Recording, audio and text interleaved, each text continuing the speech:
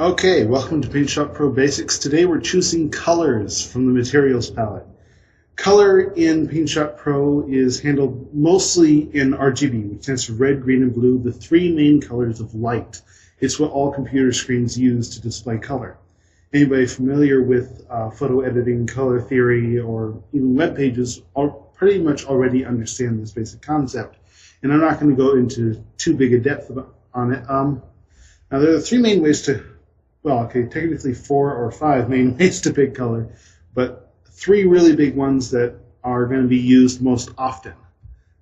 These are the tabs area right here.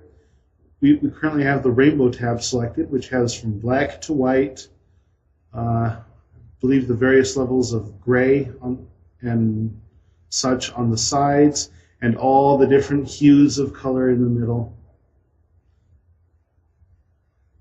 These colors get brighter or darker from left to right, and they change color up and down.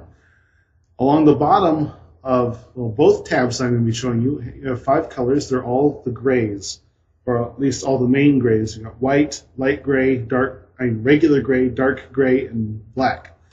Now we have over here the frame tab. Now this one's probably a little bit more accurate with color selection, and I'll show you why. In the frame here, we have all the hues of colors. There are 256 different hues of color that you can use. I'm sure most of you are pretty much familiar with the basics. You have magenta, red, orange, green, light blue, cyan, regular blue, yellow. The various levels of these mixing into each other creates the different hues available for color. Then, along with the hues, you have the saturation, which is from how dull, usually gray is the dullest color, to how bright, your brightest selection of that color. Or to pick red, this is the brightest red. Blue, this is the brightest blue. And then you also have light, how dark or light it is. And it's basically black to white affecting this. So a pink color would be red. It's very light, a light red. This is a dull light red right here.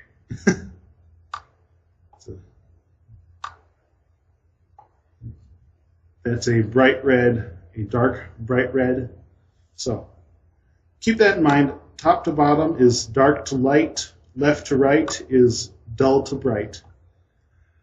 I did not mean to do that. That was a terrible rhyme. But we'll leave it there. So hues, saturation, lightness, and you can just roam around and select in the middle by hitting the left key anywhere in here to select your color. These little things will help give you better control over the darkness and lightness, which is really nice if you need to do a whole lot of coloring or something like that. Now, the third main way is to select in here. Now, you'll notice that this has something very similar to the frame view. You select your hue, then you can select the brightness, how bright or dull, how dark or light. In same directions. Left to right is dull to bright, and yada yada, top to bottom, dark to light. But you basically drag and select. There are no little arrows that you can drag. You just drag it yourself. Now, there are other ways to select colors, such as the swatches area. You have swatches in this dialog.